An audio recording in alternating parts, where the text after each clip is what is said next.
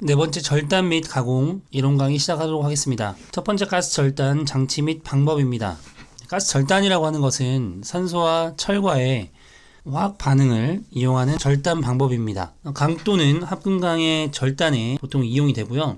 순서로는 우선 산소 아세틸렌 가스로 예열을 한 뒤에 고압산소를 켜줘서 절단하게 되는 그런 절차를 가지고 있습니다. 일반적으로 탄소광이나 저합금강은 산소 절단, 비철금속은 아크절단이나 분말가스 절단을 이용을 하고 있습니다. 가스 절단의 분류 보시겠습니다. 우선 크게 가스로 절단을 하냐 그리고 아크로 절단을 하냐에 따라서 두 가지로 분류를 할 수 있겠고요.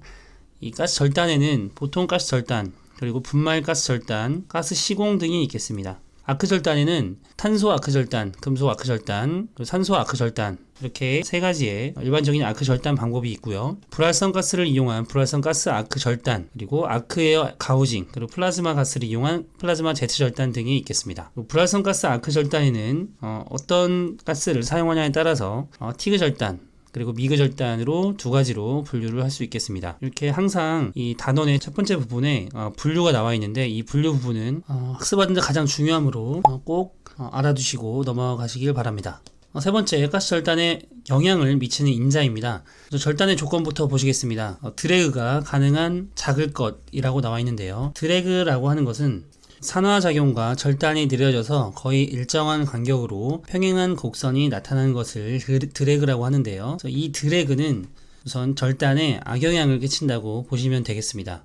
그래서 이 드래그는 가능한 한 작은 것이 가장 좋겠고요. 이 드래그는 가스 절단 표준 드래그 길이가 있습니다. 이것은 일반적으로 판 두께의 20%로 규정을 하고 있고요. 이것을 제거하기 위해서는 산소의 양을 늘려주거나 절단 속도를 느리게 해주는 방법이 있습니다. 그래서 이 드래그에 가장 크게 영향을 미치는 인자에는 산소와 절단 속도가 되겠습니다. 이런 절단의 조건들 쭉 읽어보시면 되겠고요. 예열 불꽃 보시겠습니다. 예열 불꽃에는 우선 아세틸렌 가스가 가장 많이 사용이 된다는 거 알아두시고 넘어가면 되겠고요.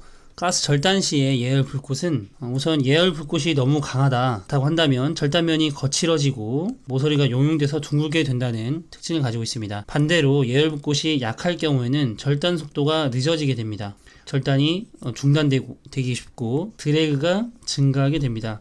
그러므로 절단 시에는 적정한 예열 불꽃이 필요한 이유가 되겠습니다. 아세틸렌 가스와 프로판 가스를 비교해서 나타난 표입니다. 아세틸렌 같은 경우에는 중성 불꽃을 만들기 쉽다는 특징이 있고요. 얇은 판인 박판 절단 시 빠르다는 특징을 가지고 있습니다. 표면 영향이 적다라는 특징도 가지고 있죠. 프로판 가스는 이에 비해서 절단면이 미세해서 굉장히 깨끗하다는 장점을 가지고 있고요. 슬래그 제거도 쉽다는 장점을 가지고 있습니다. 프로판 절단 시 빠르게 절단할 수 있다는 특징을 가지고 있습니다. 즉, 비교를 할 때 프로판 가스가 아세틸렌 가스보다 조금 더 강력하게 작용을 할 수 있다라고 생각을 하고 특징을 비교해 주시면 되겠습니다.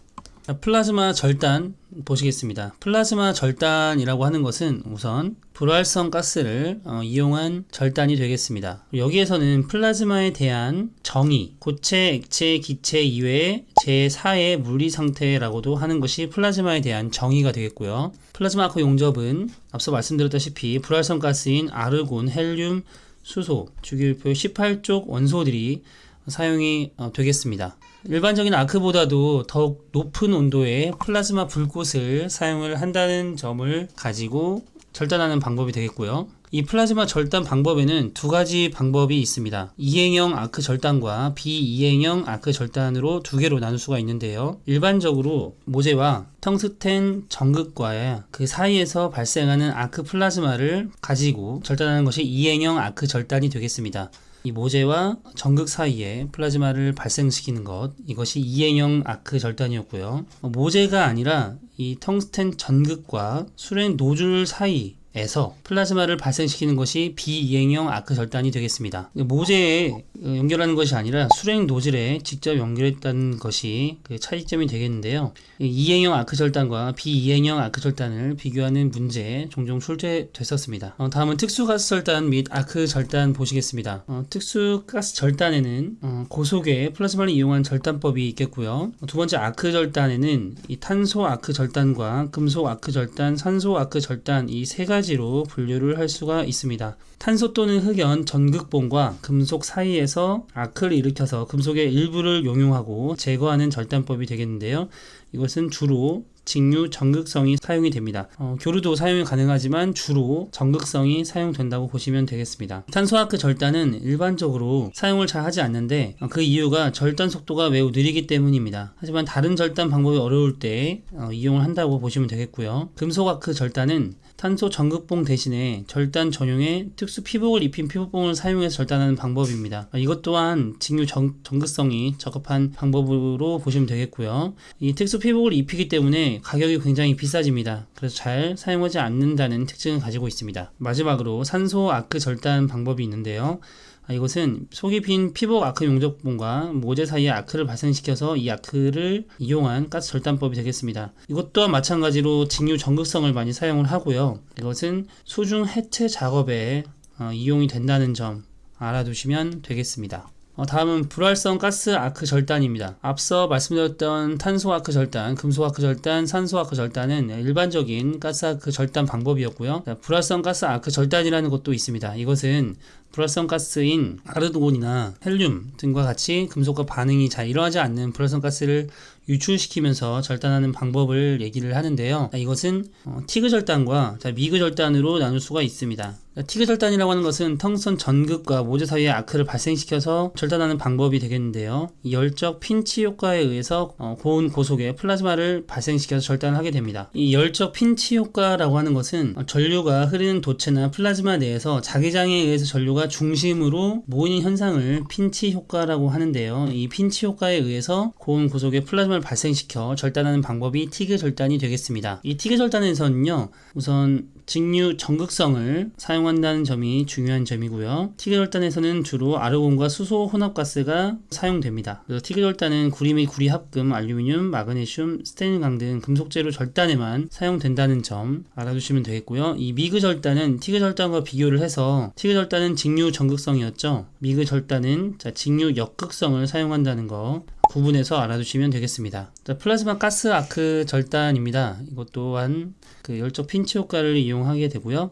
아르곤, 수소, 질소, 수소 및 수동 절단으로는 아르곤, 수소 이런 것들이 모두 가능하고 알루미늄, 마그네슘, 스테인강 등의 비철 금속 절단에 주로 이용을 하고 있습니다. 앞서 말씀드렸다시피 전극을 어디에 연결하냐에 따라서 이행형 플라즈마 아크 절단, 비이행형 플라즈마 아크 절단 이 두 가지로 나눌 수가 있습니다. 다음은 특수 절단 및 가스 가공입니다. 첫 번째로 불말 절단 보시겠습니다. 주철, 고압금간, 비철 금속 등은 보통 가스 절단으로 할 수는 없습니다.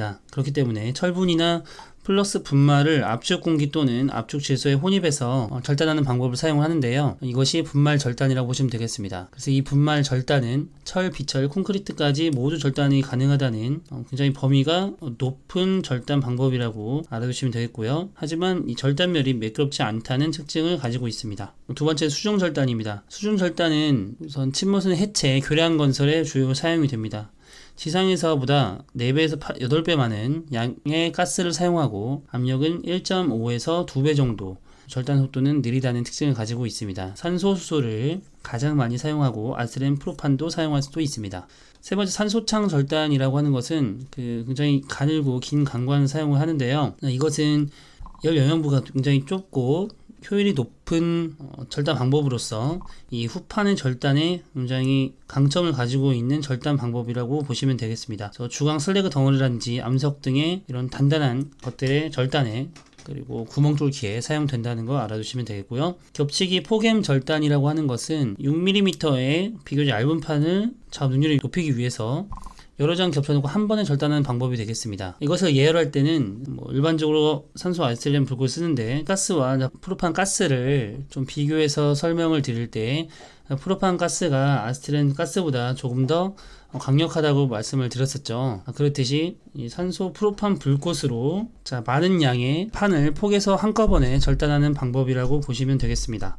다음은 아크 에어 가우징입니다. 뒤에 나오는 가스 가우징, 그 다음에 스카핑까지 굉장히 자주 출제되는 내용이 되겠습니다. 우선 가우징이라 함은 주로 크랙을 제거하기 위해서 홈을 깊게 파는 방법을 가우징이라고 합니다. 탄소 아크 절단에 압축 공기를 병용해서 전극 홀더의 구멍에 탄소 전극봉에 나란히 분출하는 고속의 공기를 분출시켜서 홈을 파내는 방법이 아크 에어 가우징이 되겠고요. 이것은 충분한 용량의 과부하 방지 장치가 부착된 직류 역극성 전원이 권장됩니다. 특징으로는 소음이 없고 작업 능률이 가스 가우징보다 두세 배 높다는 점, 비용이 저렴하다는 점, 모재에 나쁜 영향을 미치지 않아서 철, 비철 금속이 모두 가용하다는 거 비교해서 알아주시면 되겠고요. 다음은 가스 가우징입니다. 가스 가우징이라고 하는 것은 토치를 사용해서 용접 부분의 뒷면을 따내거나 유형, H형 용접 홈을 가공하기 위한 가공법으로 가스 파내기라도 합니다. 가우징은 홈 파내기라고 보시면 되겠고요. 이 가스 가우징은 아크 에어 가우징과는 달리 비철 합금에서는 사용할 수 없다라는 점, 이것이 가장 중요한 차이점이 되겠습니다.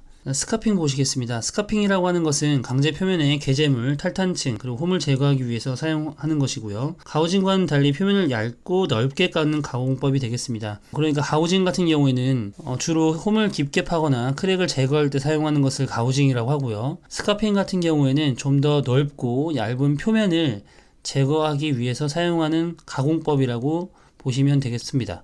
스카핑 같은 경우에는 용접 전후에 불필요한 금속이나 결함 부위를 제거할 때 사용하는 방법으로 주로 제강 공장에서 많이 사용되는 방법이라고 알아두시면 되겠습니다. 워터제트 절단이라는 것도 있고요. 물의 압력을 초고압 이상으로 압축해서 절단하는 방법, 워터제트 절단이라고도 합니다. 바로 개념잡기 문제 풀어보도록 하겠습니다. 플라즈마 절단에 대한 설명으로 틀린 것은 1번 플라즈마는 고체, 액체, 기체 이외의 제4의 물리 상태라고도 한다. 이게 플라즈마의 정의였죠.